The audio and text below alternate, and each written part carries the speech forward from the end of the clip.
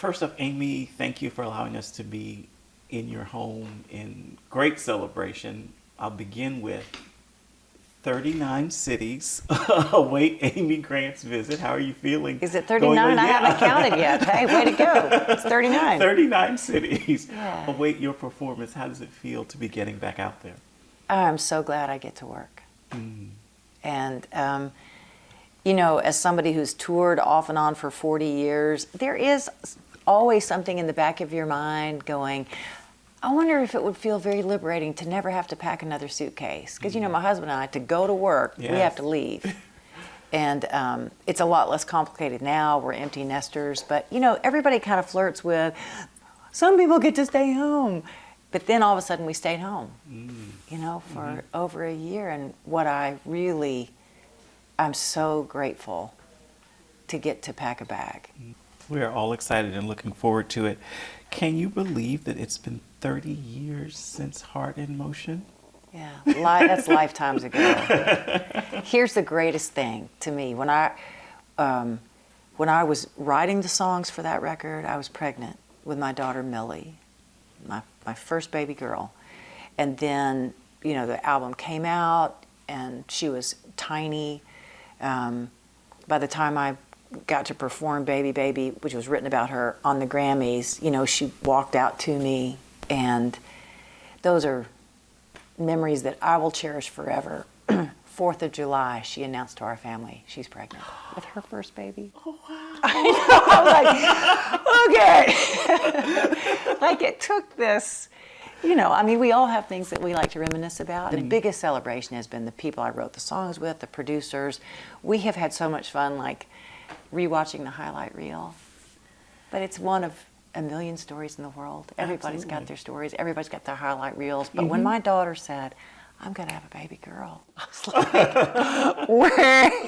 Baby, baby is for the baby that's coming now. Yes. Yeah. Were you aware during the process that this was such a game-changing project for you? No. No.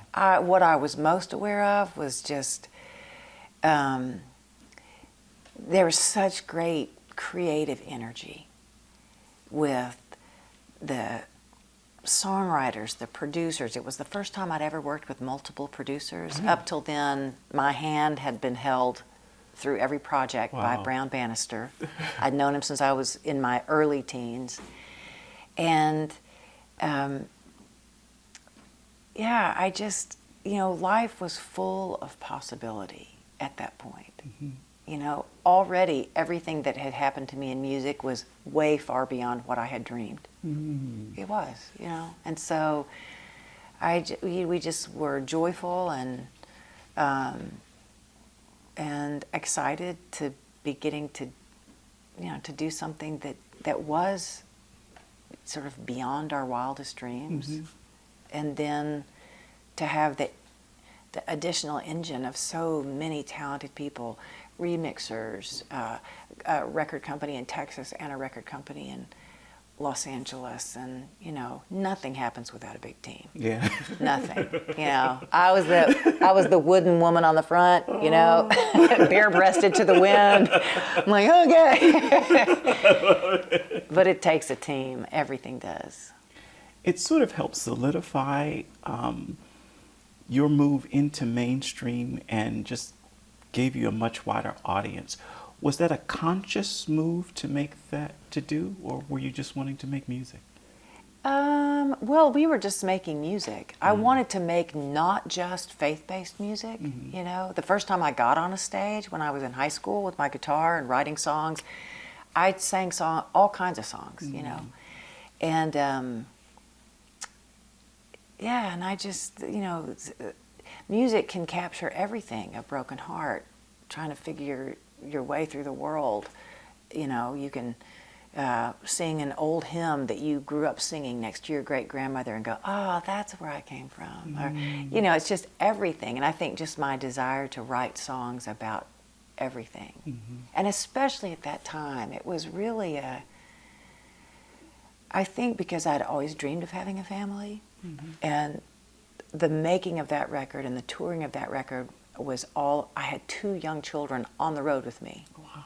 my nanny, I would walk off a stage, just sung to 15,000 people, and she'd go, I saved this diaper for you.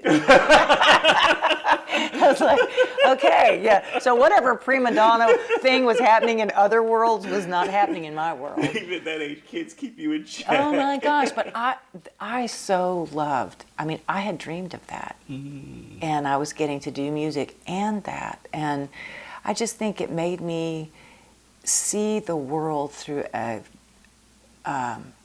really positive lens, a joyful, kind lens.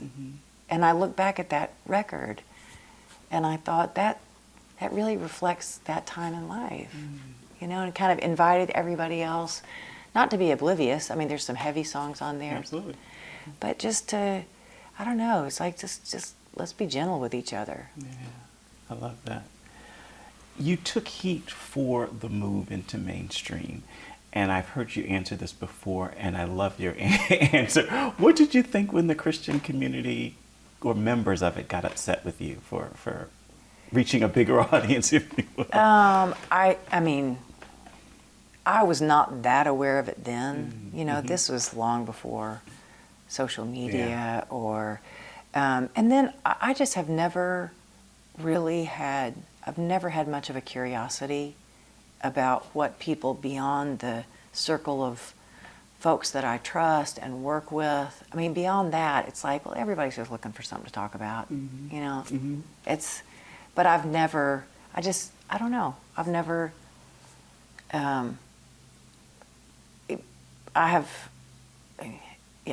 I used to picture an artist like painting something on an easel and going, how ridiculous would it be? He's got a picture in his head to be going, do you like that color? What do you think about that? You know, she's like, just paint the picture. I'll like it or not like it. And that's really how I felt. I'm going to do this, like it or don't like it. You know, this is not rocket science and we're not curing cancer. We are bringing, I think, through music, always light and love into the world. And so, I mean, I don't know what you want to argue about that. Well, you weren't hearing it, but those of us who were fans were hearing it. Yeah. And I'd laugh because we would be on a bus with going to camp, and we'd be blaring, you know, the album as we're going, and I'm thinking, why do they think this is bad? I know. And we're all having a good time. Yeah, and so yeah. I'm glad that was your perspective. And now I'm picturing you on your way to camp with a kid. Yes, with Amy Grant, blaring. Yeah. Start to finish. You know, I have to ask, does Heart in Motion have a different meaning now in light of the last year? Because you shared that you had open heart surgery. I did, yes. I mean, do you sing the song differently? I mean, I think I look at everything differently.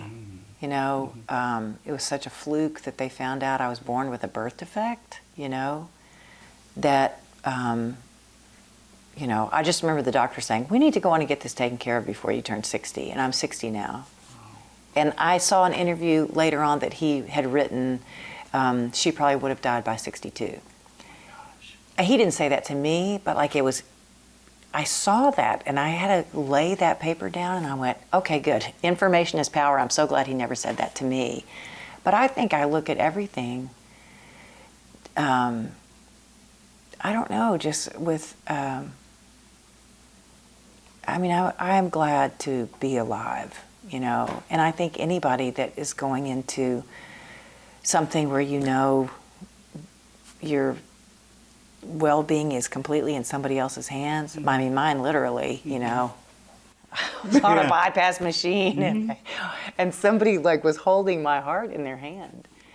And I do, you know, you do have to, take some deep breaths and go, you know, will I wake up? And what really matters of the things I have done and what matters about what comes after this. And it's not the big things. It's not, an award on a shelf doesn't make any difference to the quality of your life or somebody else's. But I go, when I'm in the checkout line at the grocery, like I'm gonna look at that woman, she's gonna look like me or she's gonna look different from me. But we are connected. And just to go, man, thank you. I mean, thank you. And to me, I just feel a hyper awareness of the gift of each other, the gift of every day, you know, and Yeah, life is beautiful, and there's so much in the world we cannot. It seems hopeless to affect change in so many arenas, but then every day I go, oh my gosh, I got my hands on my own wheel. I can't steer anybody else, but I can steer my life differently because of things that I have been made aware of. I can steer my life differently.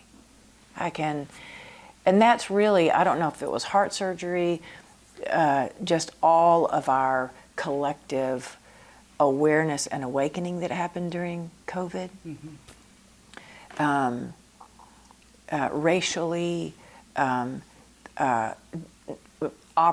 opportunity and lack of opportunity, just everyone's new understanding of who really makes America work, and it's the workers.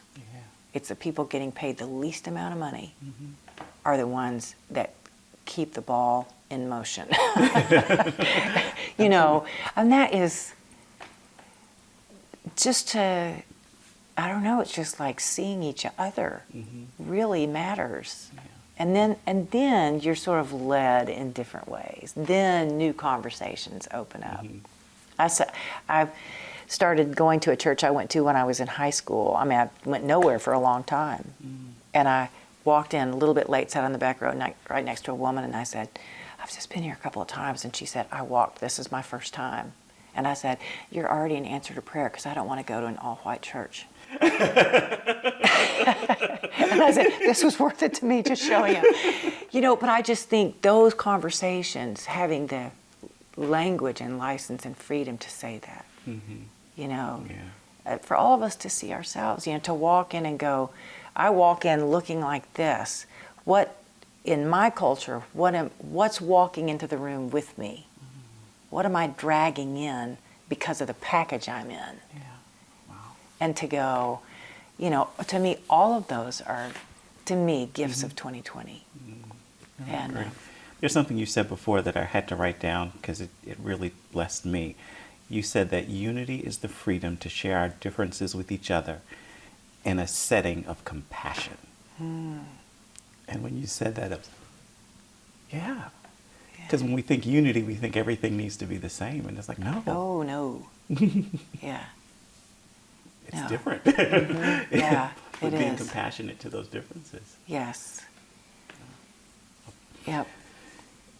Before I move from the heart surgery, it's unique the way that you discovered it. So you take your husband to get his heart checked out, and it's you who end up with the issue? Yes, I know. We were just there for the test results from everything, for him, and I went.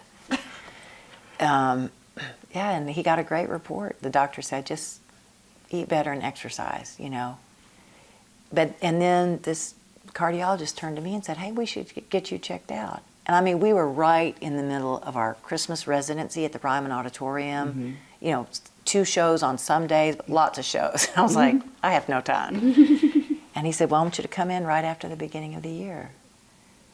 And so I said, okay. And all I'm thinking is, oh my gosh, not the dreaded treadmill. But he didn't even put me on a treadmill. He just did this. And he later just said, I just had a gut feeling. So I know. Do. Yeah, I know. Yeah, and I'm not the first patient of his that he's had a gut feeling about. I know. So anybody that's called me, and I've had several people call me going, my chest feels weird. I pass on the number of that particular doctor because I said, he's gifted. Amen. Yeah. Amen. In more ways than he may realize. Exactly. Yes. Amen. You are the first contemporary Christian artist to have a platinum record. I can go on and on about the accolades. Career sales exceed 30 million, 6 Grammys, 26 Dove Awards. Do you spend much time thinking about those accomplishments? No. I mean, honestly, no.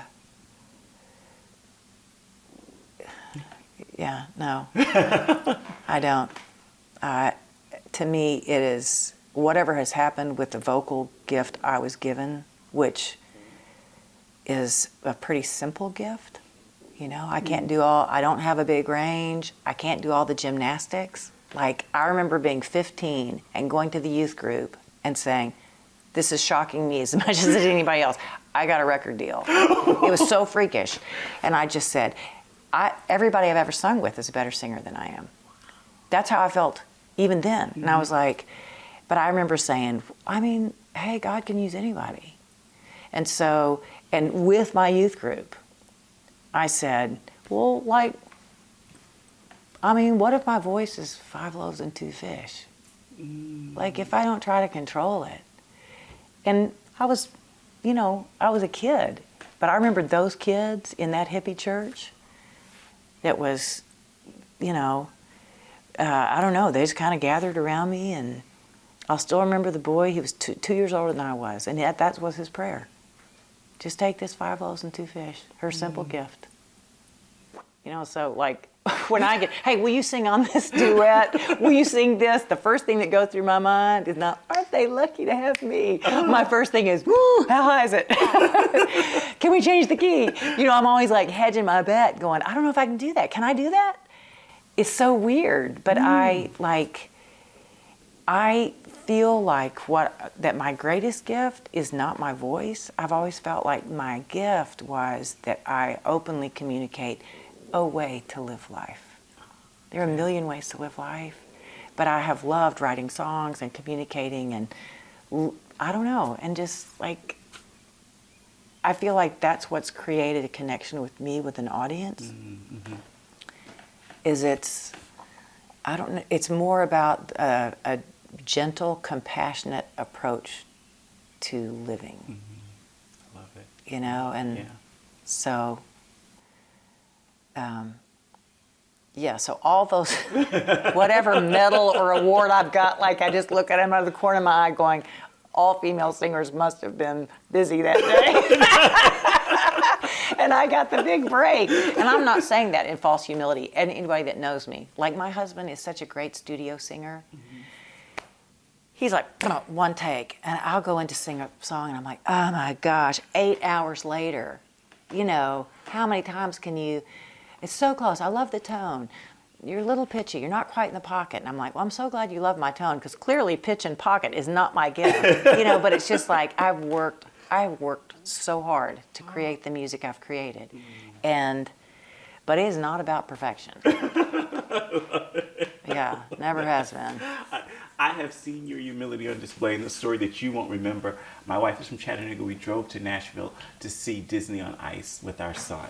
Okay. And literally we're in line at this auditorium, and you are standing 2 people behind us. And I was listening. Like, with my kids? Yeah, I was like, that's Amy Grant behind us. Yeah. I said, why is she standing in the line?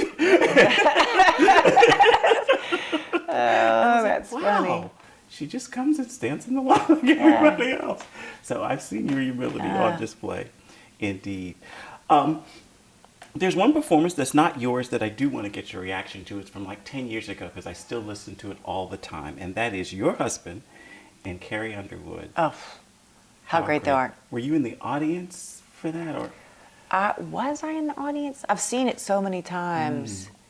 I was in the audience for that. Yes. And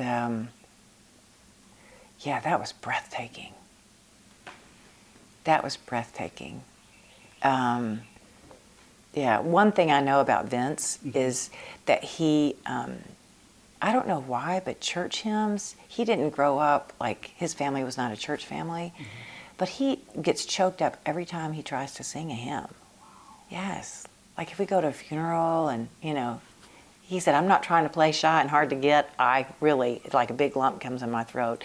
And what I loved about that performance was you can be very choked up and still play guitar. Yes. Yes. You know what I mean? So it was like an unhindered voice. Yeah, that was beautiful. You also did work on another project that, as I tell people, I know it wasn't written or performed for me, but I've been enjoying it, and that is the Faithful Project. That was a game. That was a life-changing experience. Why is that? Well, those of us that participated on the project, we were women communicators, either songwriters, bloggers, writers, performers, storytellers, and we were brought together to enjoy creative writing, to enjoy meals together, and in the process, each day, to be divided up in groups of 2 or 3, given the Bible references to one particular woman, and study her, and all day long talk about like historical context. Yeah, there were some scholars in there. I'm not in that group. And then just as a woman in this time, to look at that woman in that time and go, well, I mean, clearly she matters because she is in this timeless book in the Bible. Anyway, I just felt such a connection with all kinds of women, all kinds of lifestyles, all kinds of purposes, and then we wrote songs from it, and we wrote songs inspired by these women, but the subjects still matter today. And then at the end of a day, we would come together. So there were 6 of these creative days. And the end of each day, and they were in a row, 3 different 2-day retreats. At the end of the day, we would all come together and sing the songs we'd written. And it would be like, well, we didn't really finish this one, but we got a verse and a chorus. And everybody's just like wiping tears. And it wasn't, hey, we're going to create a project. We just were saying, the whole mystery of creativity is you wake up one day, there's nothing, but you pool your thoughts and your energy, and by the time you leave that gathering, there's songs, you know? And so, and then we filmed it in a setting that was similar to the way it was created, all of us together, all of us singing on each other's recordings and on each other's songs, and it was so community building. That was my favorite thing. And when it was going to be aired, you know, you had to buy a ticket online, and I didn't post on social media. I individually called and texted so many women I know, women from all different socioeconomic, racial, faith backgrounds, and I was like, this requires a ticket, but it's going to go to Children Through Compassion. I had so much fun working on this. Would you take time to watch this? And I got responses back like, the idea of spending 2 hours watching women be women does not appeal to me. Oh, wow. Yeah, and I was like, trust me, this is different. And I would say, trust me, this is different. And I still feel that way. It was, I feel like even the recording, I don't know if they'll ever stream it again, but it was the best of community created by women. And anyway, there was one woman who had just had her baby there, a photographer had her baby there, so we're all going, oh yeah, working mothers, we get it, you know. But anyway, it was beautiful on so many levels. That's mostly what I feel. How important do you think it is that we acknowledge and explore the voices of women in the faith? Well, I think it's very important. These words are not mine, and I'm going to not say them the right way, but you know, well, we do live in a quick, everybody wants a quick response, I want something better, I want something. I think even sometimes the way we look at faith is, you know, I'm praying a prayer, God, you better fix this now. But, you know, everything takes time and nurturing. And there's a hidden side to that. And there's a laboring and an investment. And there's pain and there's sacrifice. And all I know to say is that every woman, that is the gospel. That is the good news. And you cannot be a woman and not know that in a physical way. You know? Yeah. Every good human birthed into the world, that woman knows, oh no, love comes at a cost. Patience, growth, suffering, sacrifice.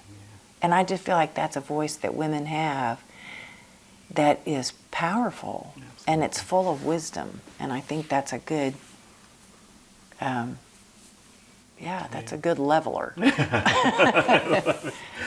I like to ask this question. If you could go back in time and talk to young Amy, and I know you wanted a longer name than Amy, but if you could go back and talk to young Amy, I think Amy K. Lynn Goldfish something. Yes, Amy K. Lee Goldfish Lindgren. Yeah. What would you tell her? That's funny. Makes me love you that you actually remembered that. Thank you. What would I say?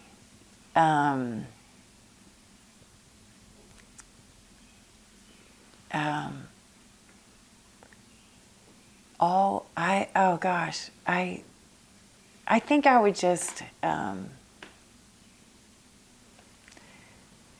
say, just be gentle on yourself. Mm-hmm. You know, don't compare. I don't know that I would. Thank you for asking me such a thoughtful question. I could cry answering it.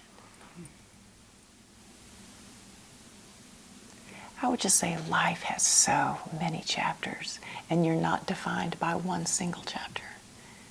And at the end, you know, your life will tell an amazing story.